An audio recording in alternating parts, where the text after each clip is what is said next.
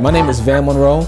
I am from Cleveland, Ohio. I'm an artist. I'm a shoe designer, illustrator, a writer. I also serve on a board in a nonprofit organization called Design for Success in Cleveland, Ohio, where we focus on youth entrepreneurship, and we help encourage it within the youth, because we feel like that in the U.S. educational system, they train and teach children and kids, students I should say, how to fill positions in companies and not necessarily create the companies. And so we want to kind of bridge that gap. As an artist, I've been successful at bridging worlds together. So I bridge an art world and political world, an art world and a world of history. And what it does is it bridges generation gaps, it bridges culture gaps, class gaps, racial gaps. And I feel like tethering two worlds together is a good way of getting your message across that is understood. Example of that is my shoes that I paint. My most noted medium is painted on shoes. So I can paint something with a Darfur theme on there where it says genocide on there, and it has two kids crying, and I can walk into a classroom and instantly spark their interest. And not because it's Darfur, but because it's on a vehicle, a shoe, the vehicle they already accepted. And so my vehicle of the shoe is actually delivering that message for me. And so I'm tethering the worlds together of art, footwear, and history, politics, to deliver my message so that it's digested easily.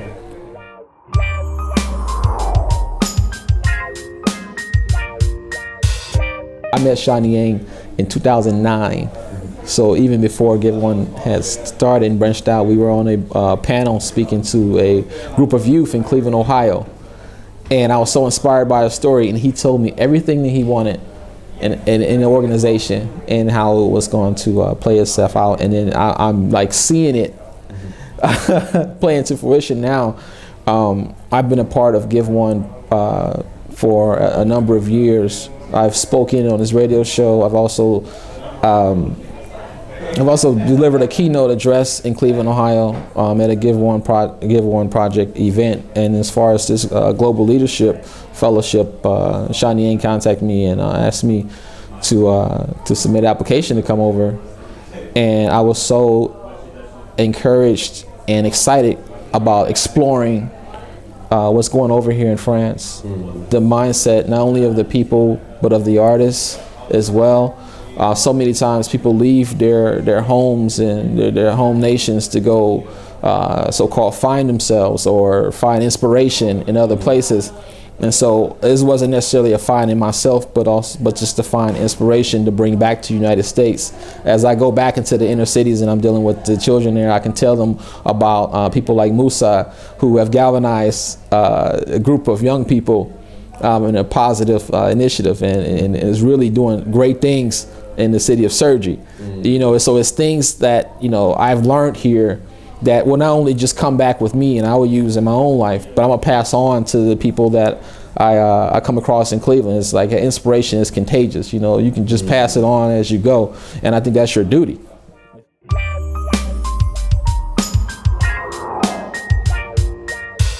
I came here, I tried to come here with no expectations. You know, I wanted to be like a sponge and just soak everything up.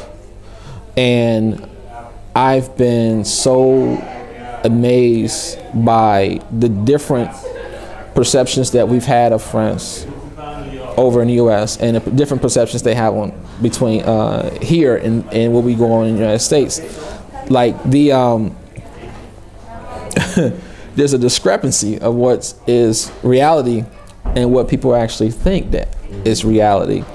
And so here, I didn't know that there wasn't a spirit of ambition, because as an artist, we hear about artists leaving United States and find inspiration here. We met with a writer. I wouldn't say just artists, creative people. We met with a writer, Jack Lamar, who left New York to come here, and he's been here for 20 years. And he's been inspired to write here. Shani Yang himself said he's inspired when he writes here. So I don't know if it's so much in the psyche of the people here that it's not, you know, a place of inspiration and the spirit of ambition is here, because people can come here and get it, you know? So it lives here. But sometimes when it's something is on your nose, it's hard to see it because it's so close to you, you know? And I think that that's here. And I'm so encouraged by the potential of the people here in France, because I look at them, and I spoke to a number of youth after our Give One talks last week. And I was trying to encourage them that I'm no different from you, you know? And I put my arm up to their arm. I'm like, look, we're the same, you know, we're the same people. I've touched them, I grabbed their arm, you know, what inspired me in the United States, the same thing can inspire you. And I'm not trying to push off, the American dream on you, because this needs to be a French dream. You got to have your own version of it. You know, we come from two different worlds, but that doesn't mean that we're two different people. You know, it's just our worlds that's different. We're just happen to be in it.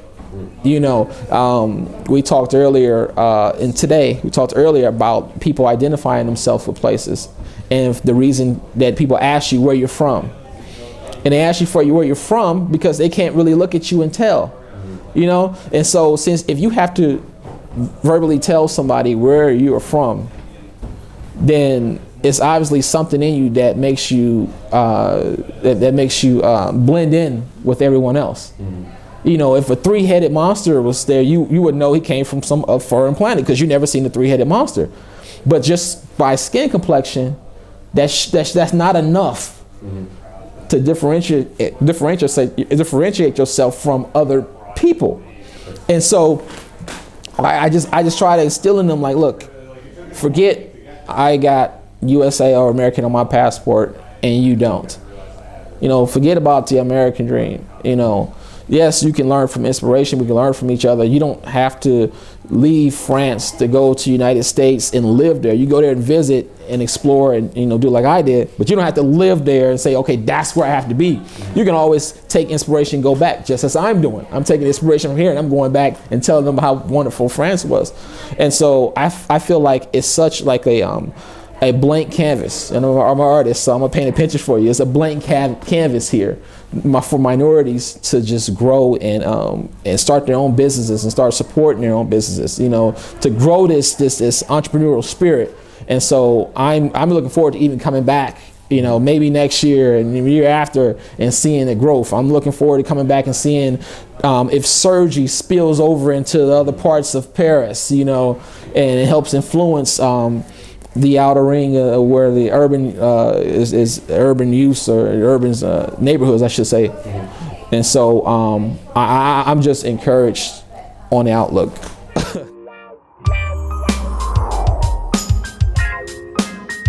I've learned so much from my fellows that came here, the other 9 people, and how I can grow more in so many different areas of myself, how I can grow professionally from just being around them and in this environment. I think, and we spoke about this, that even if we were in the United States, we may not have gotten this same relationship, the same bond that we had here, because we don't understand the language. We can only cling to each other.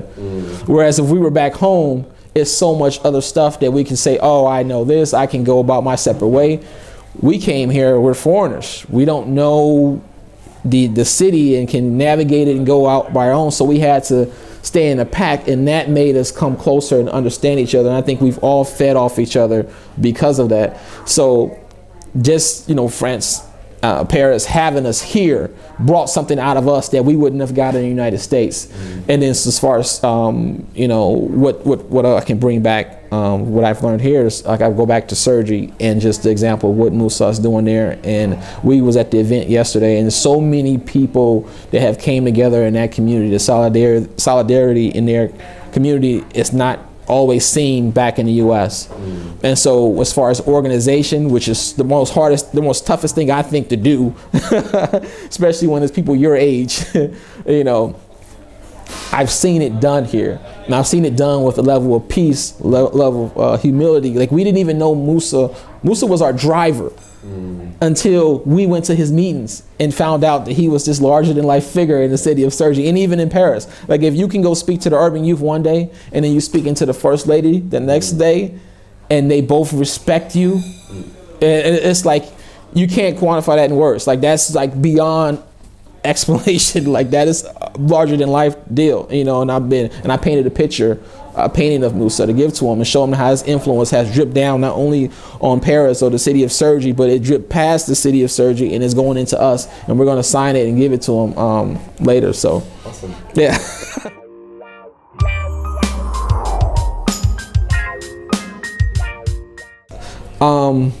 I would say to continue to look towards other countries as inspiration. I mean, the more we get out and go and have a conversation with people, the more we will understand. I think we've gotten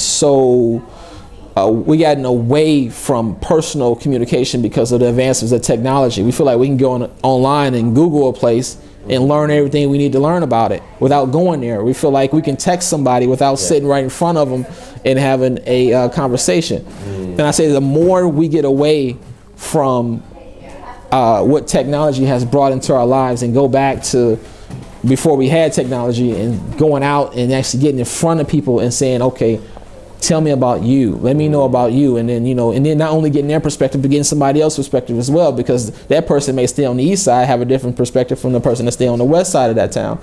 It's stuff you can't do by Googling. You can't get on your cell phone, and, you know, and there's no app for that, you know. And so I would say to continue encouraging people in programs like this to get out and explore the world and get a better understanding face to face with the beautiful people that this world holds.